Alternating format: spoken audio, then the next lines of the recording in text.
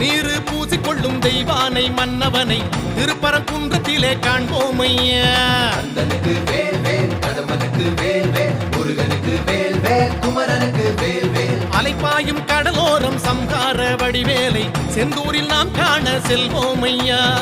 பழனி மலையில் பழமாகி நின்றார் அழகன் முருகன் அறிவோம் ஐயா.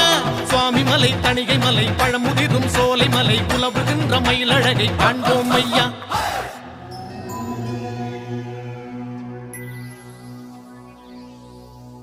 கந்த சஷ்டி எனும் காக்கும் கவசம் அதை கூறும் போது சுகம்